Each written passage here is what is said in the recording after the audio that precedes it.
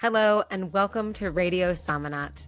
I'm your host, Whitney Dawn Pyles, and in each episode, I'll be interviewing inspiring and innovative individuals who are impacting the world through somatics, using the modality we call body-oriented coaching.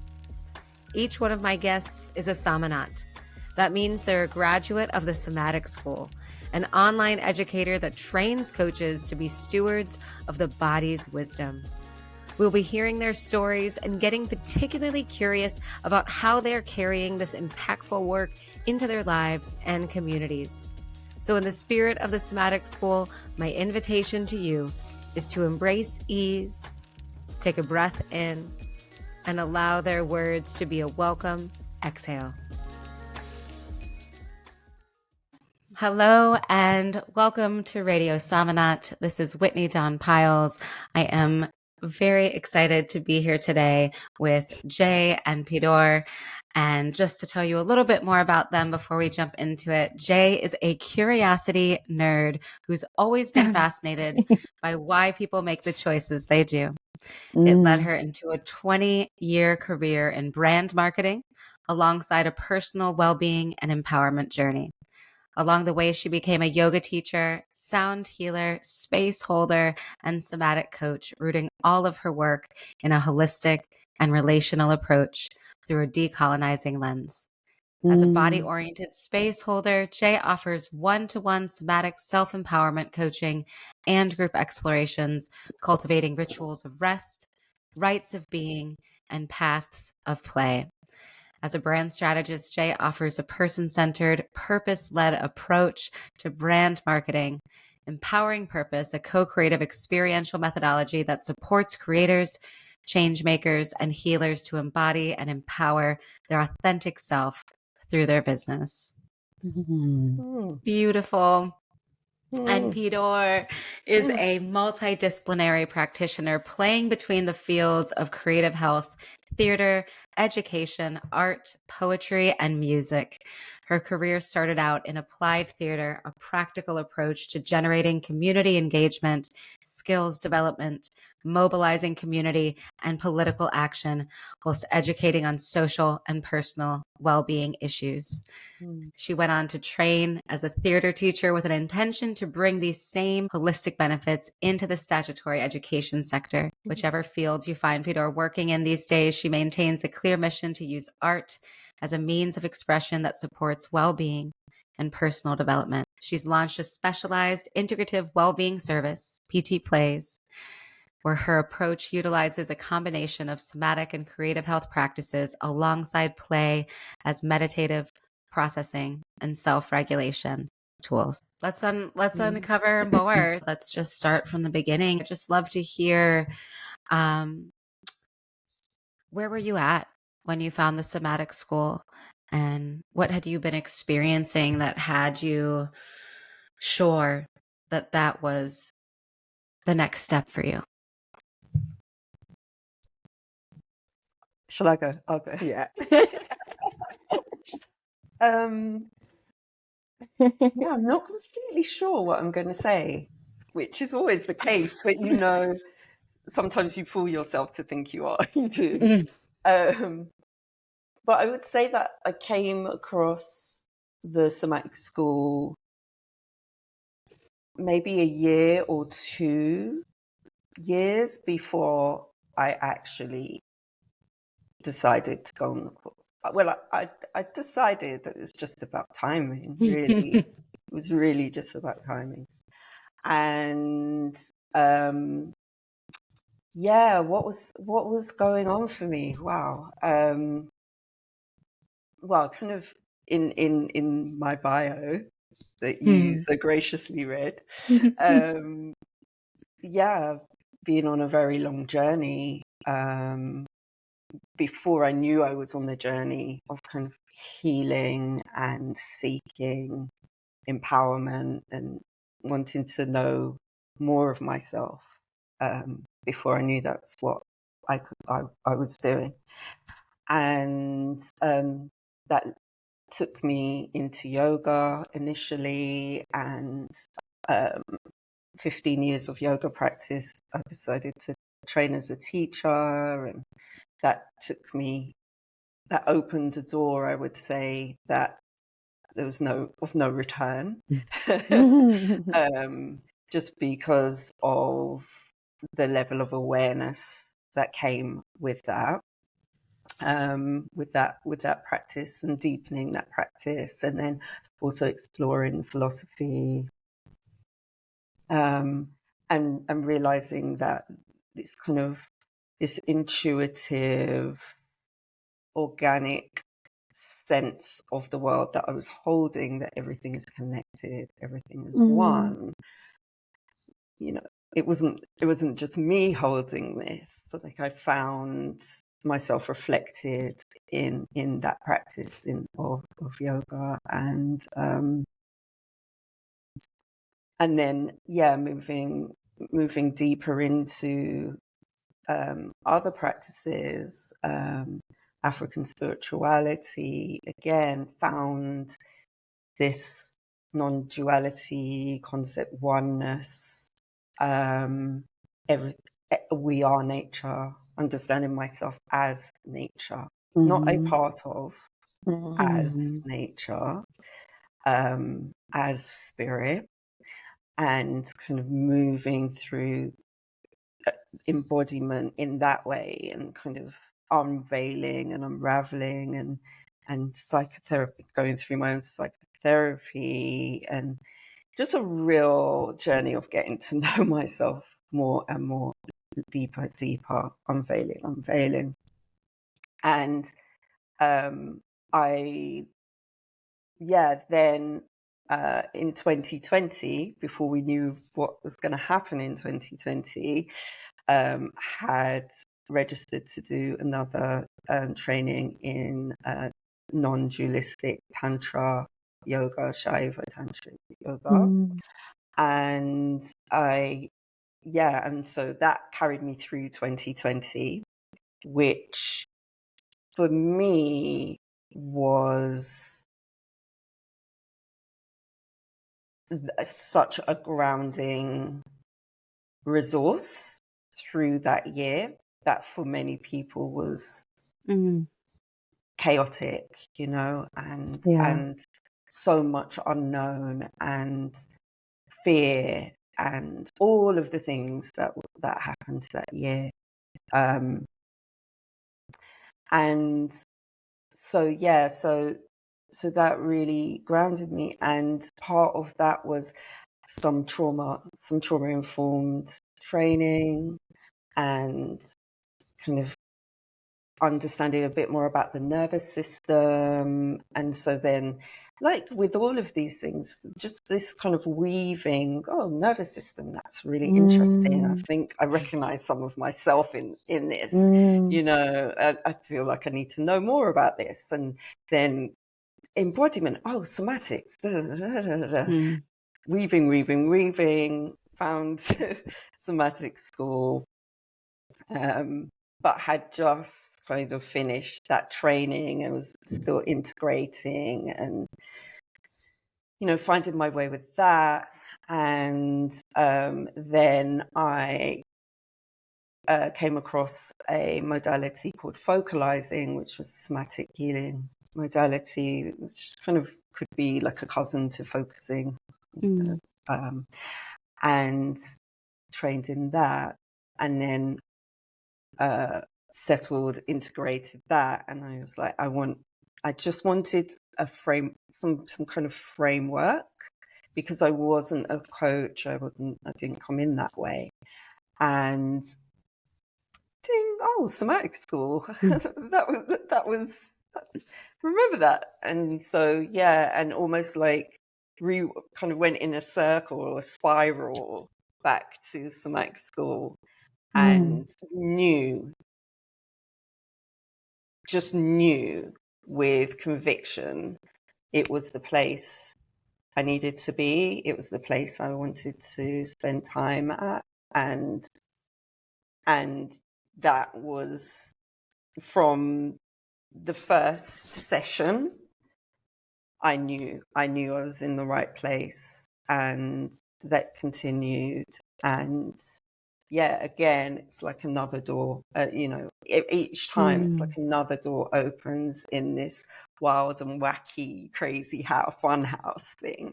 That's not always fun. It's sometimes a bit scary, and Yeah. there's maybe the hall of mirrors, and the Yeah. crazy guy jumps out, and it's all of that stuff. But it's like once you open that door, there's really the door kind of disappears behind you. And, this is where I find myself. Yeah. So that's probably that's the most condensed version I can give you in like what was happening, how did I find it? Like for my own self, for my own holding of myself, and for how I'm able to hold space for others, it felt integral, like an integral part of that. So yeah. Yeah. Well done. I know it's hard to condense that because I've been, you know, we've all been on this journey too, and I'm really resonating with the image of the spiral, and so that's something that maybe we'll come back in. But yeah, Pid'or, I'd love to hear from you on this. I'm really resonating with that image of going into the room and the door disappearing. Like all at once. That's like incredibly scary and also kind of empowering in an interesting way. And I think if I can borrow that image, I guess that's kind of what my experience has been, in that finding the Somatic School, I guess the path to it's been a lifelong one in some ways. But basically, I was in teaching, very, very dedicated, very passionate, loved the work that I did, loved my students, but just was working insane hours and at a level of intensity that just wasn't very good for me. And I was experiencing lots of very random symptoms in my body, where no one could explain what was going on, but these things kept happening. I'd wake up and I couldn't move my hand, and then it was put into a splint, and I was in a cast, and it was like, but we can't see what's wrong, but we know there's something wrong. Okay, well, what's going on? At one point, I couldn't walk. I had back and knee and hip pain that was excruciating. Painkillers weren't working. And I'm not really a medication person, and I was on drugs, but there were just all these random things happening. And it led me to stepping down from my middle management role that I was in. I was a safeguarding lead at the school, and a head of year, and also teaching. So I stepped down and I did my final year there, initially just as a teacher, but then I took on another role, and I was like, I'd known for a while that the space that I was in, my body didn't want to be there. I loved the work that I was doing, but there were certain things that I was misaligned with, in that space, in that organization. And I was pushing against spirit. I was pushing against myself, and I was pushing very hard against my body.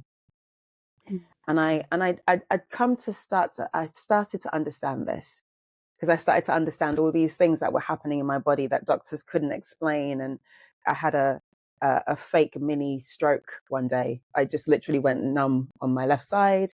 I almost collapsed. I did collapse in the corridor, but I still wanted to stay at work.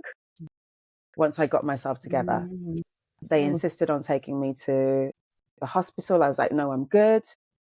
They were like, oh, we'll call an ambulance. No, I'm good. We'll drive you then. I was like, no, I'm good. I'll go by myself. So all this really strong energy, this sort of, I can do it, pushing through. So a lot of that was going on. And also I was over working within my own family, showing up too much for too many people, too intensely, superhero cape on. I'll be there. I'll do this. I'll cover that. I'll pay for that. I'll take you here. I'll show up there. So I was doing that, and then I was also, I'm in a band, so I was Fridays and Saturdays, sometimes Thursday, Friday, Saturday, I was out on the road. So I was really doing too much, and I wasn't listening. My body started to throw out signals and all sorts. Eventually, I left that job, and I thought that's fine. I'll leave because I need to listen to my body. And I moved abroad to another job. I moved to Kenya, and I thought I'd done enough. I thought I'd done enough. But I think the reality is similar to what happens with teachers every Christmas, most holidays, is that as soon as school breaks, those first few days / weeks, you're sick because your body's just been holding and holding and holding everything it can together so that you can go through, get through, do what you can for everybody, the kids. We can't be late, we can't be absent, there's too many books to mark, and you're holding. Then it's like, okay, bye, have a great Christmas. And then it's colds galore.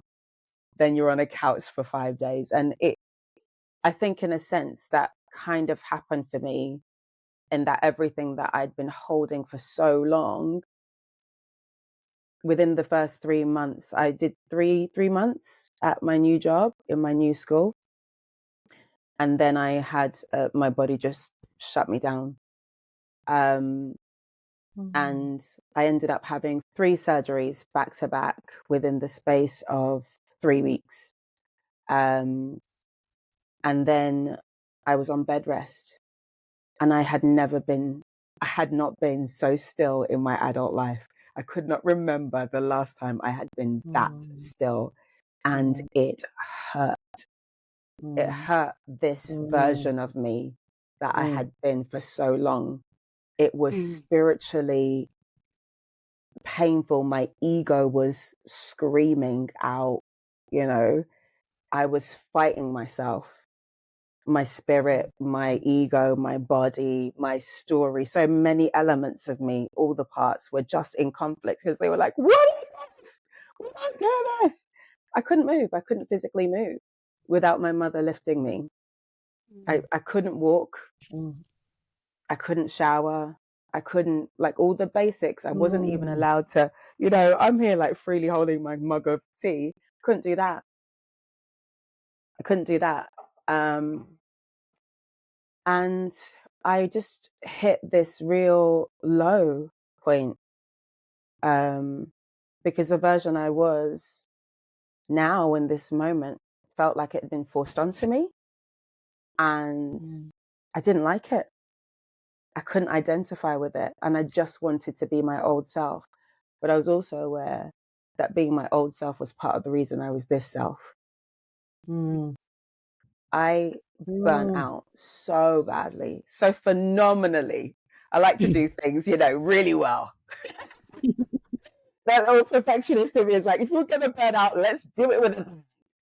So there I am, doing it with a bang. I'm laid out on the couch. Mum's taking care of me. And I had a really good space to heal. I had a beautiful apartment. It overlooked the ocean. So I had lots of time to just sit and reflect. And water is incredibly healing. And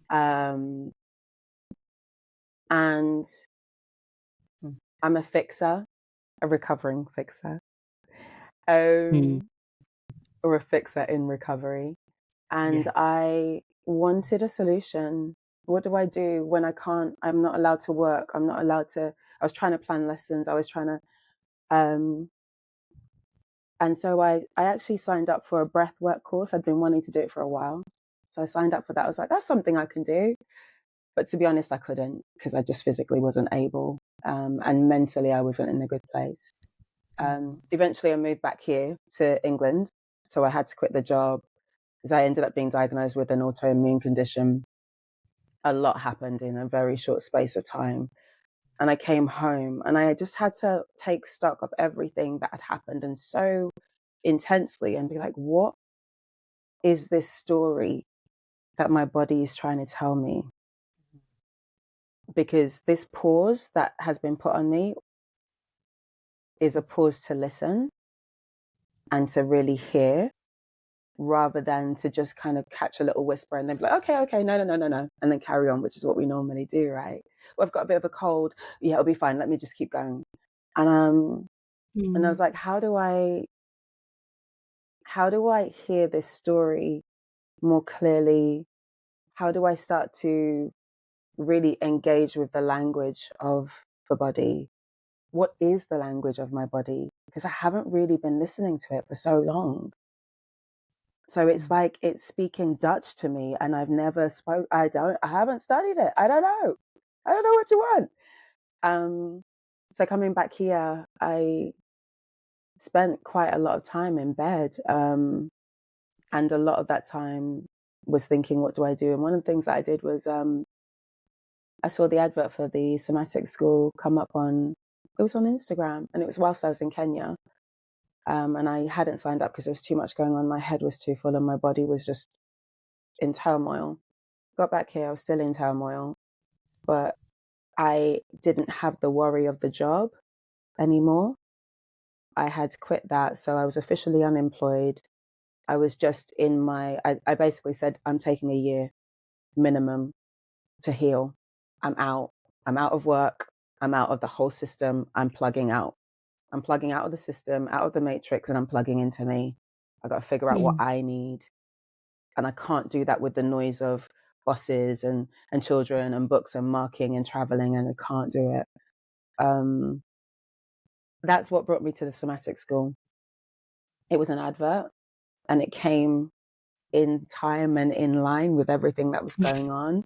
It was online. And I was just kind of like, I can do this from my bed. I can do this from my bed. And then once we started the process, and I received all these messages of easeful entry, easeful engagement, and what's the word? Permission to disengage. Because that it rarely happens. You're rarely told that if you don't want to engage, or if it's not good, if it doesn't feel good for you, you can disengage. Systems tell you you've got to engage and see it the whole way through, everything. Otherwise you don't pass, or you're not good enough, or you haven't shown up. And it's like the message was, engage in the way that you can, disengage if you need to. We'll still be here, you can come back. And I needed to hear that.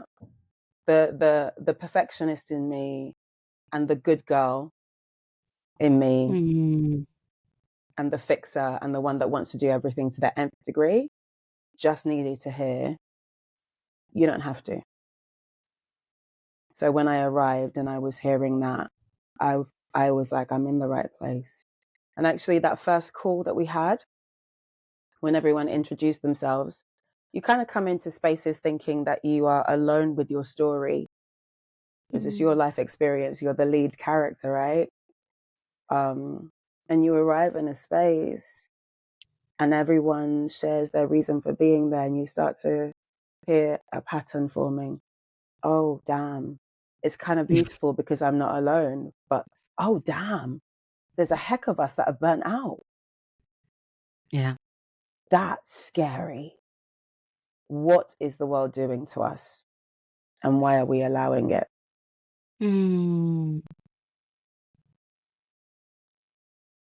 What is the world doing to us, and why are we allowing it? It's a beautiful question. Yeah. And then coming into that space and feeling that resonance with others who've been in their own journeys, hearing their stories, what brought us all together into this digital space.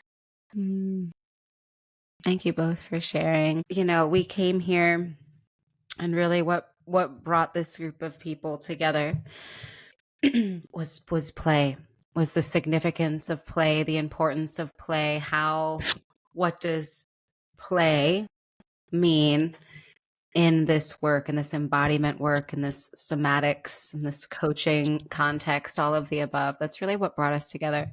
And I know there's so much more than that, but I would love to go there and just hear from each of you on what is play to you? What is its significance in your work, in your life? What does play mean to you?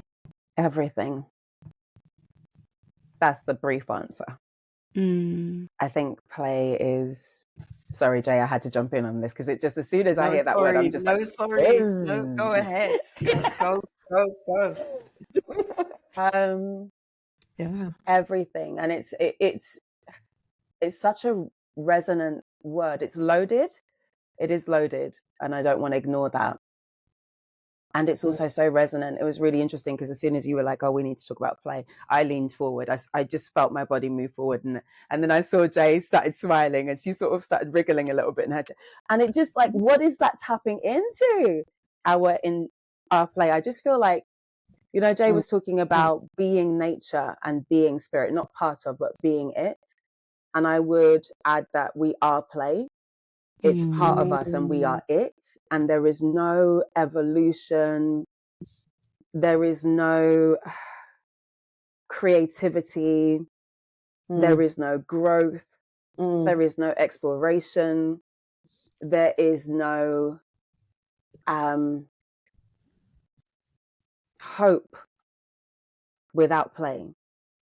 Our cells are constantly in play. That's the only way that we grow, you know? It's like a constant experiment of what can happen if this happens, what happens if this happens. And it's just so emergent, it's exciting. Play is a fundamental right of every human being that is constantly taken from us or boxed up. So you can only play this way or that way.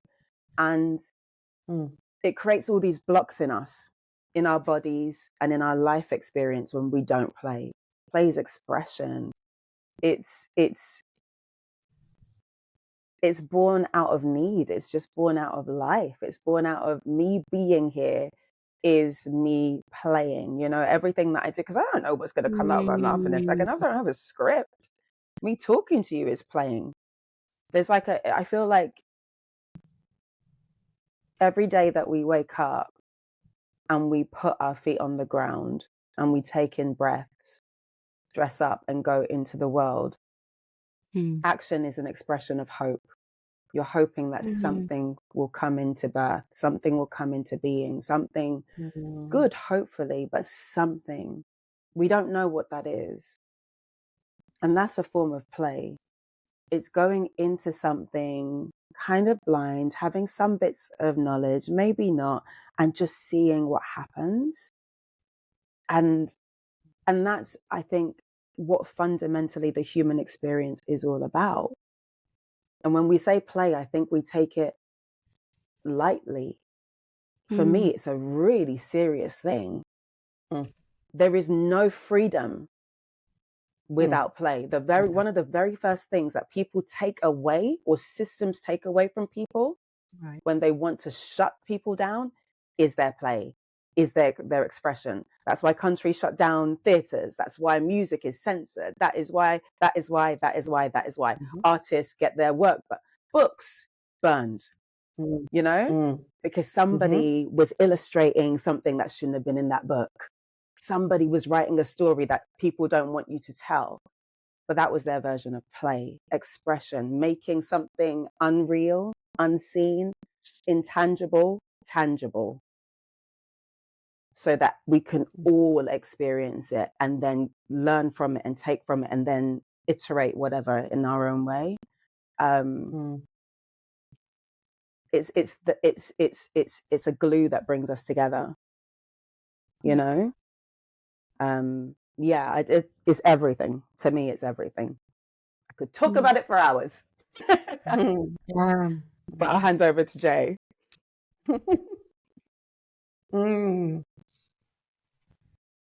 Yes. Oh, there's so much that you've said. Oof. Yeah, so you said recovering fixer. I call myself a recovering perfectionist. Right. Yeah, that's one of the things. My multiple identities, you could say. Which actually, in saying that a world without pay is flattened. Yes. It's a flattened experience. Yes. And yeah, you said the first thing, I'm going to go into like my decolonizing work a little bit and say, that when Europeans explored other places, I'm talking specifically about European colonization, not that there hasn't been other colonization, but just for this, speaking about this, that, there was a particular view of how people act and people should be in a progressive or advanced civilization. And one of the observations made, I heard I think it was a Lakota woman elder talking about this, but one of the observations made was that the people here are primitive and childlike. They dance. They are on the dirt. They pick the plants. They sing. They play. And I want to say it's our fundamental connection to who we are is the way that we connect with each other and connect with the land that we're on, the animals that we connect into ourselves as nature through what would be perceived as play, creative expression. You spoke about the artists, the ones that convey spirit through visual and sound and image and drum and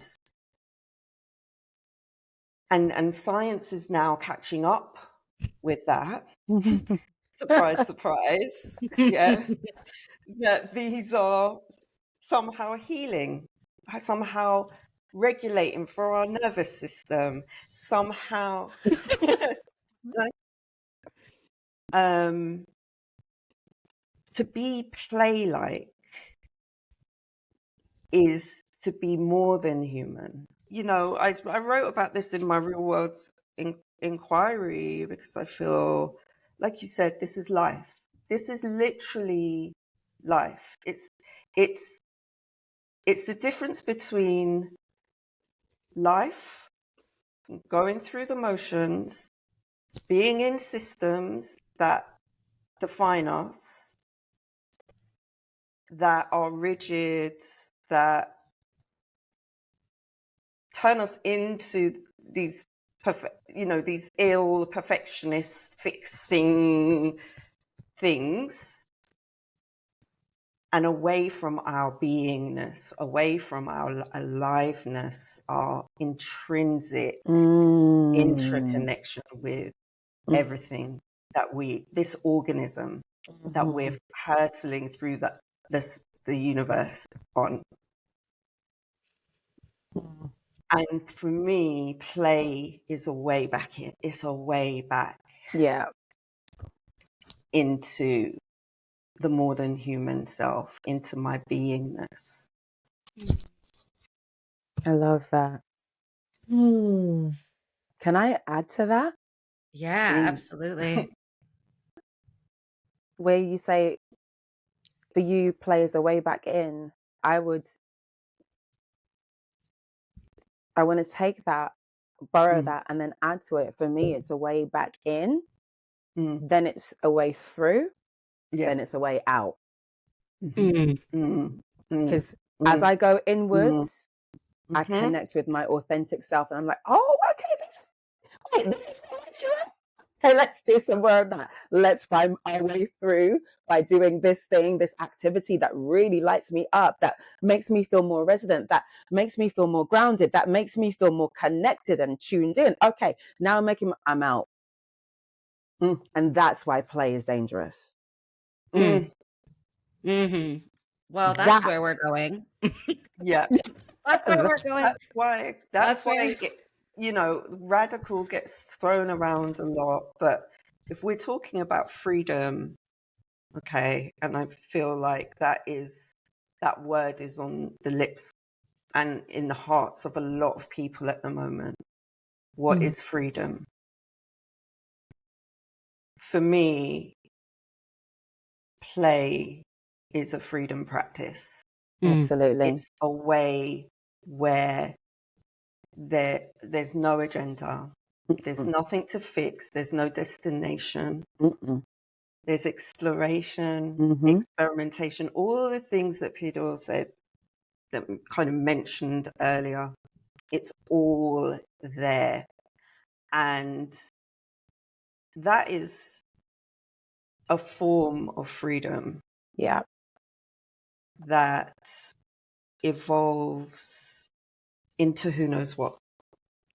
And that's Imagine scary. if we all just played together and witnessed each other in our full experimental, more than human, let's just do this selves.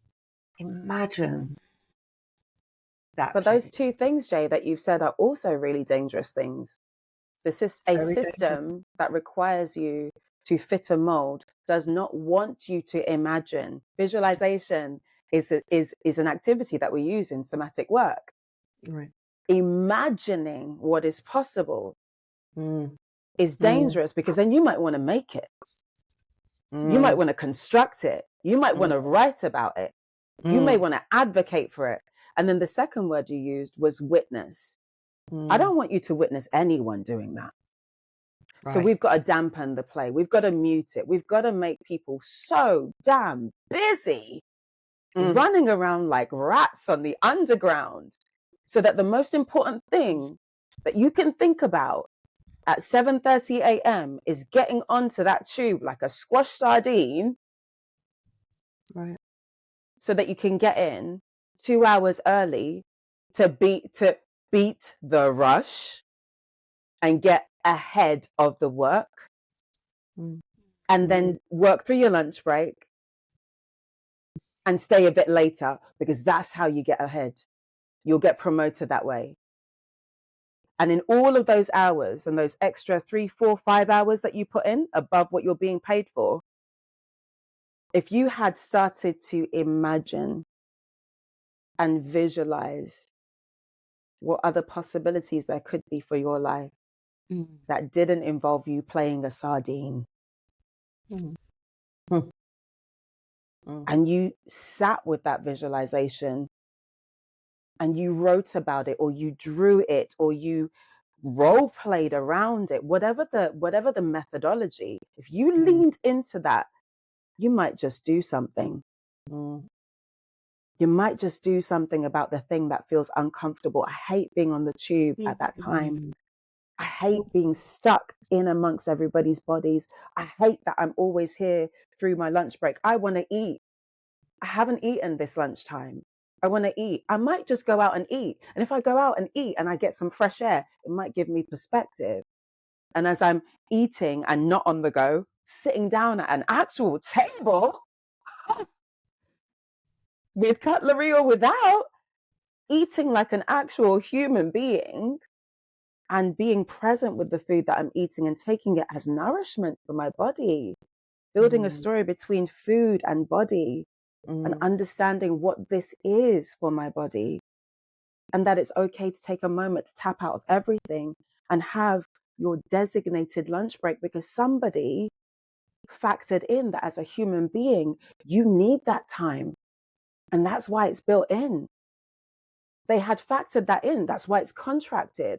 But here we all are, just working with the system and against ourselves, not even taking the allocated breaks. So it's vision, imagination, and witnessing. There's something that happens. It's why managers hate when it's like, do you want to come out for lunch? Oh, I'm doing this used to be me. I'm in the middle of a report. Oh, but we should.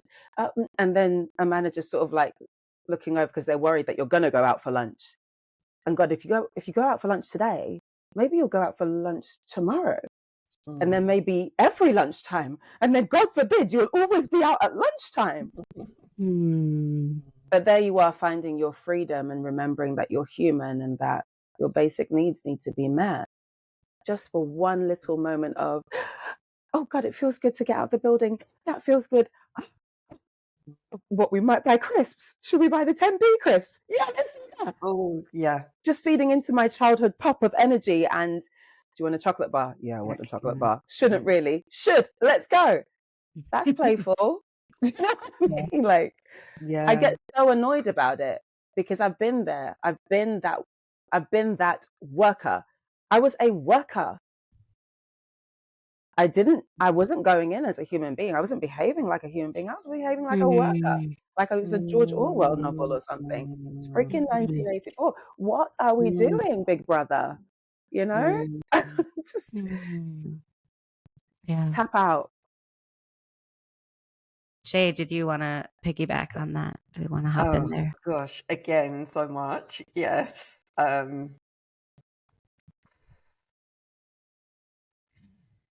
So this is something that also I wrote about in my real world inquiry, and it's been really sitting with me in the last few weeks, is this myth of safety. I want to call it a myth of safety, because for a long time I was like, I'm holding safe spaces. I want to create safe spaces. That's what it's about. And I'm at a place where I cannot guarantee safety. Actually, safety is not guaranteed at all. I feel like safety is one of the myths or the kind of pillars of modern or modernity, if we call it that for now, that we're seeking, like that we're told that we can achieve. But we can't, how can we don't know what's happening tomorrow.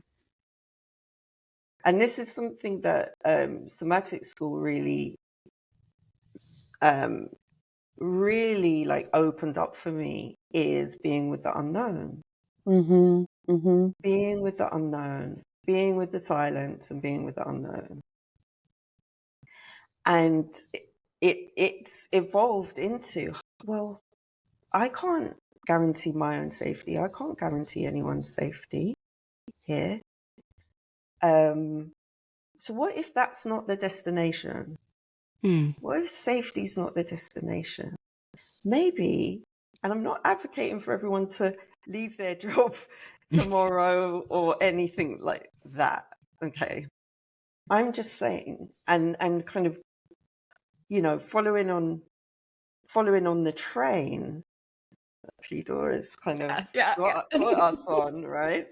Is that we're on the train. We've jumped on the train, and we can call it capitalism, we can call it loads of different things, but we're on that train as sardines, thinking that that's the only way to get around. That's the only way to move through life. That's the only way to get to the destination of maybe safety, right? This ideal place that where everything is going to be okay. We're all going to get on, you know, whatever the fantasy is, that like fill in the gap for the fantasy. And I'm like, what if that's not the destination? What if we're already here doing the thing? If we just realized that we're already here doing the thing, connecting. What if we put that energy into connecting with someone? What Yeah. if we put our energy into witnessing or being with someone else without any requirements of who I think they should be? Mm. Mm. There's some safety in that. Yeah. It doesn't mean nothing's going to happen. It doesn't mean, you know, bad stuff. If we want to call things good and bad. I mean, I think I'm moving, trying to move through that binary way of thinking. But what if we were just genuinely here for each other in the ways that we show up as human or more than human? Mm.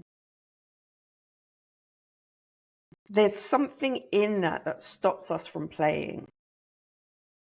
There's something in that requires us to perform life. Yeah. This idea of what life is. Yeah. And yeah, I'm really playing with the idea that safety is no longer the destination. Like freedom, maybe it's not even freedom. I don't know. But the phase I'm at the moment, I'm like, maybe freedom is a destination I want to explore, or just something I want to be with and find those access, like what are the access points to that within myself, with other people? How do we start to cultivate more of that? And then what does that do to the choices that we're making? How does that change our awareness of Yeah. the train, being the sardine on the train? Yeah, so play, back to your point, Pid'or, just serious, you know, it's fun. We can have some fun, but there's some fundamental,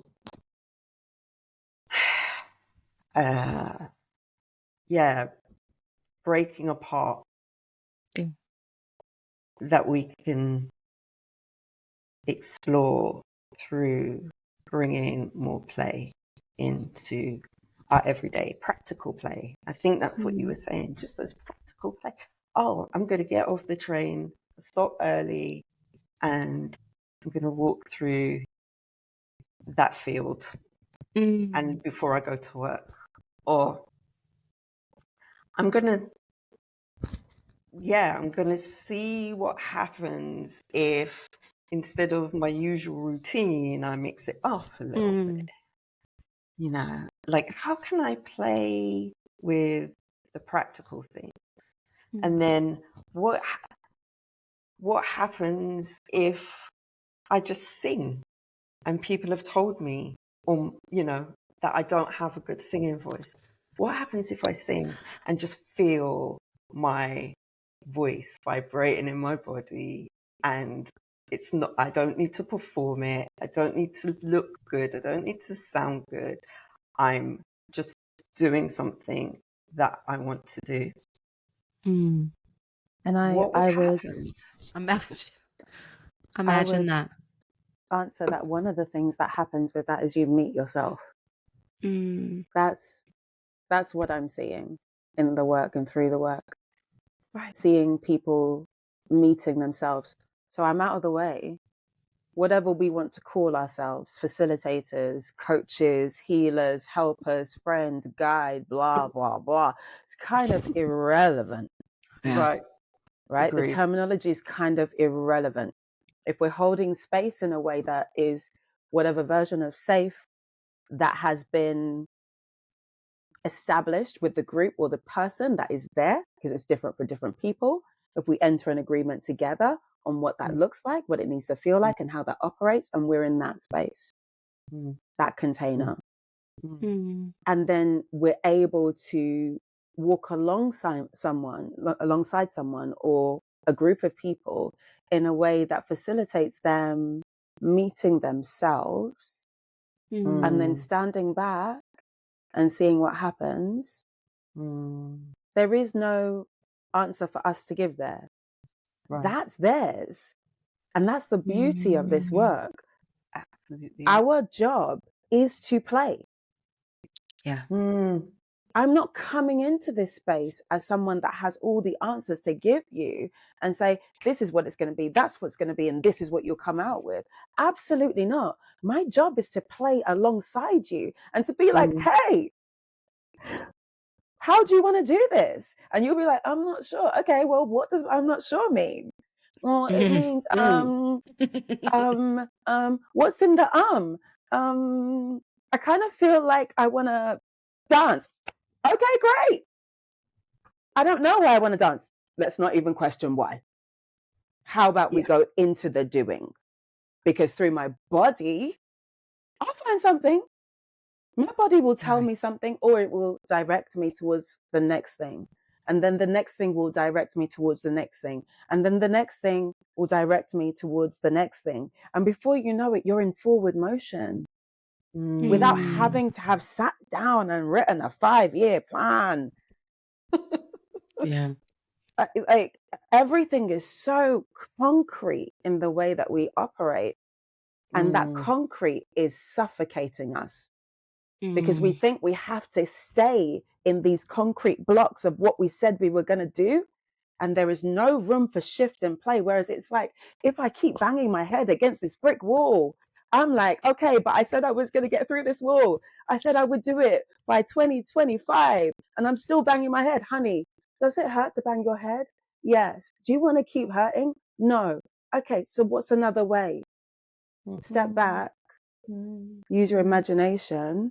And there are some tools for that as well. If your imagination has been dulled, let's bring in something. Let's bring in something that you can tolerate. What's your capacity right now? What can you manage? I quite like drawing. I quite like dancing. I'm really into breath work. I just need to do some yoga. I just want to sit and have nobody speak to me for an hour because I don't get that quiet time. Whatever it is for you. But we're working with people to tease out these things, these different versions of play, of exploration, of whatever you want to call it. It almost doesn't matter the words. It's about the experience. It's about us being able to meet ourselves and see what happens when we do. This there was a question that you'd asked in the prep notes about one important thing that we've taken away from the Somatic School or experience. And mine isn't actually one of the tools. The tools are great, but it's not the tools. It's something that Rachel said. At the I lost my brother around this time last year. And at that time I had a book and I'd bought some pens because something in me was like wanting to connect back to this thing I used to do as a kid, which was just sit and draw for hours.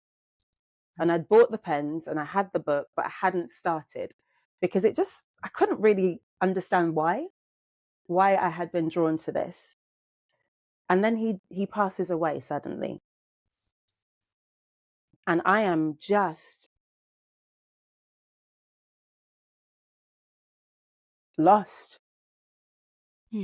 I don't, there's nothing to be understood because it's a part of life, but I am lost. And I start doodling. I just start doodling. And I would log on to school, the Somatic School, and I would doodle, but I would hold this real sense of guilt And the guilt came from my good girl complex. Why? Because I was so worried that as I was doodling, people would think I wasn't listening. I was fully listening. And actually the doodling was helping me focus. I was hearing so much more clearly as my hand was in motion, and I was able to engage with the conversation and pick up on the bits that really mattered to me. Oh, it was like putting a highlighter on what people were saying. Somehow I could hear clearer, but I wasn't looking at the screen at all times. I was doodling, but I was in conflict again because I wanted to be good, right? I wanted to be seen as good. So sometimes I would stop and I would look up and I would sit up and I would be. And there was one point when I was drawing, I had my head down and Sam, our tutor, was away and Rachel was covering. And she said a really simple thing. And she said it to the class, not to me, but I felt like it was for me. She said, it was some kind of orientation exercise that we were doing. And she said, and you don't have to perform listening. And I had my book and I stopped and I looked up. I could have burst into tears. You don't have to perform listening for me.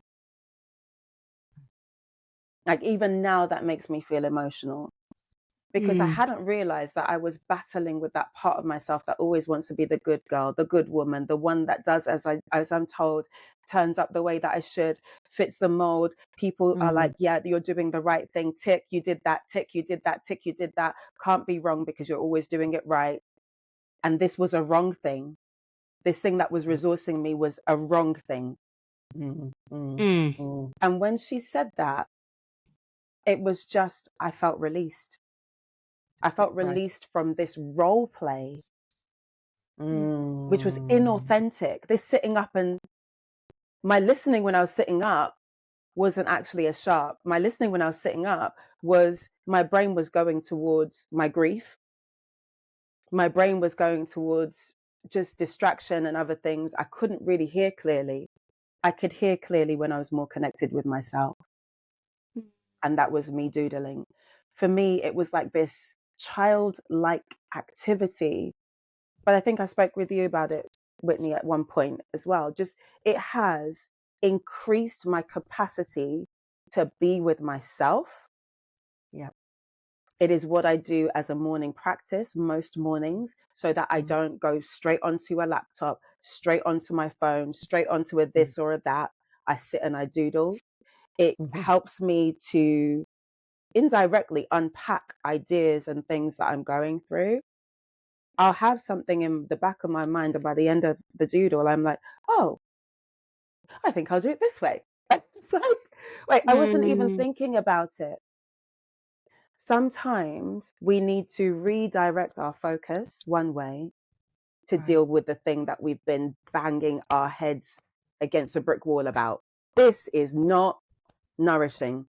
This is not helpful. This hurts. So it's finding the most resourceful way of building your capacity to be with self so you can hear yourself. Right. What is it that I need? What is it I want? Your coach does not know.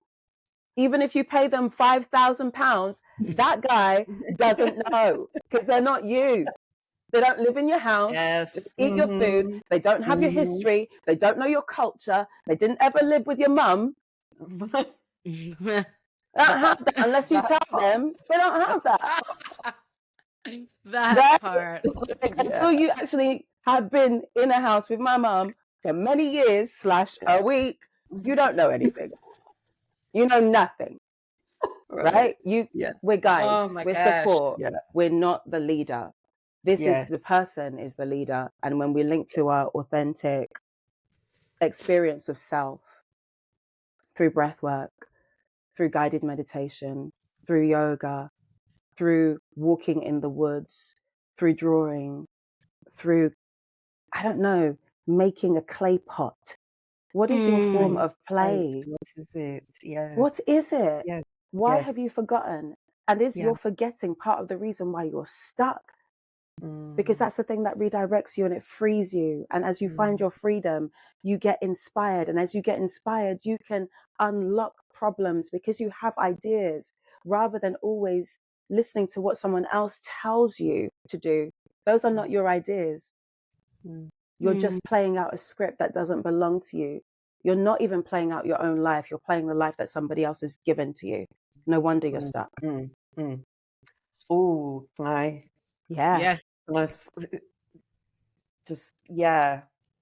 Because that just really brought back something that I heard someone say, in that we're living someone else's vision right now. We are all living someone else's vision right now. We're making it happen for them. Yeah. That's really... And this performance, this role play that you're speaking to is a prison. It's like imprisoning us. We're like avatars of ourselves, literally moving through someone else's vision, fulfilling someone else's vision. And there's just so many little myths that we're holding. You know, this myth of safety. Another myth I want to bring in is like that you need to know, that you need to have the answer. Yeah. No. You don't have what if you don't have the answer, and it's okay. And I think that's what you were just speaking to. Like, let go of needing to know, needing to have the answer. That's that felt so uncomfortable watching you. I just want to say, like, I was feeling it every time you did that. I was like, oh, stop. Yeah, please. Stop. Oh, I don't want to. That is part, that is part of, I need to know. I need to have the answer. I need to be seen to have the answer. I need to be seen to have it all under control, all in order, know where I'm going. No. We don't know anyway. And I want to shout out Rachel Blackman, because she was my trainer, and there's something magical going on there. But that permission to not perform, that permission to not enact the avatar of perfection, of rightness, of goodness, insert. Yeah. There's freedom in that shift. Can be just a really small shift of, I'm not going to perform, listening. When you said that, it's just like, of course, like there are these little shifts. It doesn't have to be all at once. We don't have to be free tomorrow. But there are little things, increments, that allow us to be more with ourselves, to meet ourselves, as Peter was saying. There are these ways in which we can learn the ways that we can meet ourselves, the way that we can meet each other, the way that we can hold space for each other, the way that we can be together. More of ourselves, more of our true selves, whatever that is. That might change tomorrow. What I feel is my true essence today could change tomorrow. And that's also the thing. We are not a fixed identity. That's another myth that we're living with, that we're one fixed identity, that we need to be this one thing, and we are just not. We are just not. And there's play in that, an invitation in that, discover all the things that you might be. Yeah. What would go on a journey? You don't have to know it all. You don't have to have the answer. Yeah. Experiment, And explore. it's not just your job. For God's sake, for goodness sake. Not just, you Hi, are not it's your nice to job. meet you. What's your name? Whitney. Oh, what do you do, Whitney? What do I do? How uninspired and boring that the I can first tell you question what I'm I going to ask do. you. I breathe. Yeah. Dan. I breathe. I'd love that to be an answer. I breathe, I dance. And so, what? No, I meant, okay, I know what you meant, but I dance. No, not professionally, just for fun. Just because I look professionally just for fun. I love this. I love this idea of it changes, and what do you do? I breathe, I live, I dance. I like to lay on moss sometimes. Ask me tomorrow. Ask me tomorrow. Ask me a moment from now. Right. We need better questions for one another when we're looking at relating and connecting. And Jay, Pid'or, this idea of just knowing, like getting to meeting yourself, knowing yourself, coming back to yourself, finding the ways that are nourishing and resonant for you to engage with what you're experiencing and how you're experiencing the world is so powerful. And Jay, you brought in this idea of just being comfortable in the not knowing.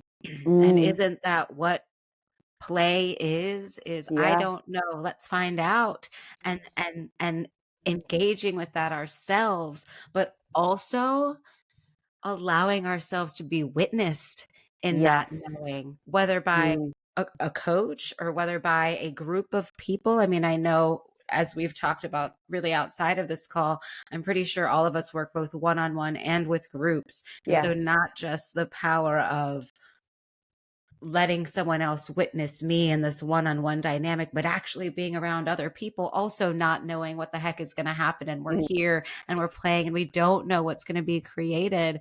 And like, how revolutionary is that to be 100%. witnessed in our not knowing? Right. It just And opens up so much room for possibility, what we call error, mistakes, wrong. You watched me fall over and the world didn't end. So I'm going to get up and I'm going to do it again. And it's going to feel less scary the second time. Or you listened to a piece of writing that I wrote that I didn't think was, I wasn't sure if it, but you listened. You heard me. You heard my internal voice, what I put down on paper. And now I feel a little bit braver. And what does that bravery open up for me? Even just these conversations, even if we're not talking about the play tools, even if we're not talking about employing a somatic tool, even just the fact that you're in space talking with someone and letting your story out and finding it as you go and not knowing where the heck you're going and where it's going to lead, but allowing someone else into that process. It's such a vulnerable thing to do. And aren't we afraid of our vulnerability? Are we not all running away from? There's a real plastic vulnerability that exists at the moment with social media. I'm crying because my boyfriend just called me, and it's like, don't do that. You're playing for the camera. What's your genuine, authentic vulnerability? Let's meet there.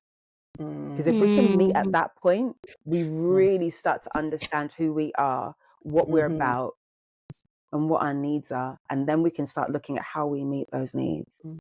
So there is something really powerful about being able to be, to borrow the word that Jay used and what you also used, to be witnessed. To be witnessed as you unfold, unravel, fall down, trip up, bang your head, smack yourself, punch yourself in the face accidentally, which I have physically done, not just spiritually, there is something so powerful about that. And then to come out of it and know that you're still alive and you're no less of a human being, no less valuable. I feel like It's a way of self-loving and just like building your tolerance and your ability to just, and then when I go into work tomorrow and I've had all this like nourishment, I'm like, there's a bigger version of me that's turned up today.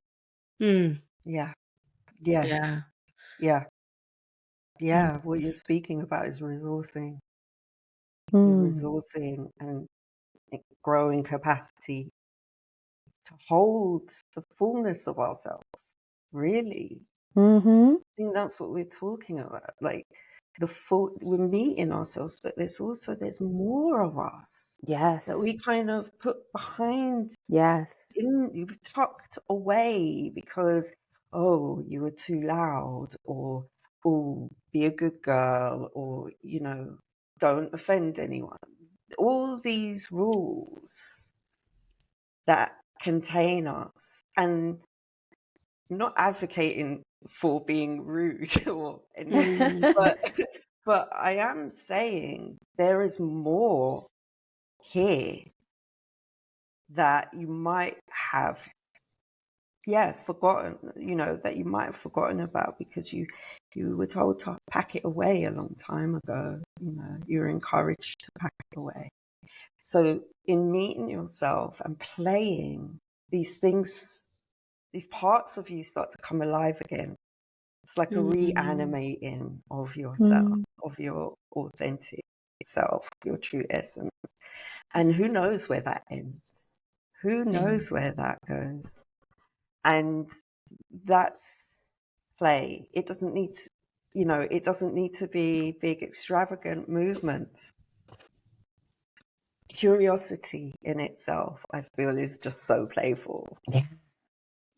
Just that, if anyone's got kids or nieces, nephews, or be around kids, that why question, why, that insatiable why. Like, let's bring that back. And how. Yeah. I love how. Oh, why? But how does it do that? Yeah. I don't know. I Let's don't know. Let's find let's out. Find out. let's Yeah. it's really cool. Yeah. It's that thing of like, if you there's so many of us that have these what I call stagnant dreams, these parts of ourselves that have dreams attached to them, and we shelve them because that's not possible. That won't fit right now. I've got to focus on one thing. Oh, I'm too old for that. I'm too this for that. I'm too whatever. And it's like, what does that stagnant dream need? It needs but how? But how, auntie? But how, mummy? But how? That kid voice, that kid that runs around going, how does he do that? Needs to come in and meet that stagnant part of your story or the dream or you, and say, but how? And when you partner up with that little kid and you walk along and you're but howing along the way, you're taking those steps. What does Rumi say? The path will appear as you take the step, or something like that. I'm paraphrasing. It's such a bad paraphrase, by the way. Yeah. We'll find it. Show notes. Completely got it. No, don't edit Show it. notes. Completely got it. It landed perfectly. But do you know what I mean? It's like I remember as a child I wanted to sing. I didn't know how I was going to do that. And the only real vision I had was Whitney Houston. So I was like, I could never be Whitney Houston. I don't sing like that. So then I can't be a singer? Untrue. Right. Untrue. There's so many ways to be a singer. I could join a choir and enjoy the luxury of being amongst other voices and letting my voice out. And that's a tension release, that's stress relief, bringing your voice out of your body, connecting and co-regulating with other people through voice and proximity. That is somatic work. You won't call it that, but choral work is somatic. My God, is it? Absolutely. There's so much going on physically with your body, and then there's a spiritual release going on. But then it's like, okay, no, I joined a band. I made a band. And now that's one of the things that I do. I'm not Whitney Houston, but here I am, and I can call myself a singer. There's a version of every dream that we have, but we have to ask how, and then we have to partner with our child, our inner child, walk along with them, and keep just like, picking things up. Maybe this way. We try it this way. That didn't work. Should we stop? No, let's go again. Okay, let's try this. Should we try this? Yeah, let's try that. Okay. That kind of enthusiasm, and something went wrong or something fell and broke. Okay, let's fix it. Let's move along. But we don't stop when it breaks. We don't stop when it spills. We don't stop when, oh, I forgot it at home. We improvise. That's the beauty of theatre as well. Improvisation. We are spending our whole lives, if we're really connected, we're improvising constantly. How can I do it different? How can I try it again? Oh, that relationship was really, really toxic. Okay, am I never going to love again? You absolutely freaking should. For as long as you are here, you should definitely aspire to fall in love again, because it's one of the most beautiful things. You got burned. Okay, how do we play it a different way? Imagine, try, without it's going to end up like this. A definite answer. I'm just walking into the space, and the path will appear with every step that I take. Where can we engage the spirit of play in our relationships, at work, with our dreams, in our homes as we decorate? Oh gosh, I got told off for painting the walls green. So what would you paint the walls green for? And I was like, I feel like they need to be green. I love this room. It's no one else's room. It's mine. And it is dark green. And it resources me every time I walk into this space. But had I listened to everybody else's stuff and not aligned and attuned with myself, I'd probably have, magnolia walls, because it's easier to sell a house with magnolia walls. I don't need to sell a house. I live in a home. It's my home. Just like our bodies are, just like our lives are. There are homes. So we need to live in them actively, and living is playing. Living is playing. And there's something there about dreams, and just something that for me has really come through in this conversation is about not allowing the systems and the status quo and the myths and the structures that exist to define our dreams to do so, but to have the courage to imagine something else. And I think that is also what our body gives us access to, is just a way to track what is and what is not actually our dream. Our hope for ourselves. This has been so lovely. And I'd love to just close it out. My last question for you is, if you could leave our listeners with just a motto or mantra, or just an encouraging phrase, what would it be? There's something that keeps coming back around and around again, which is do less, listen deeply, hold lightly. Thank you. Thank you. Oh my God, this has been, I want to do this again. I know that's probably presumptuous. I know. I feel like, this was fun.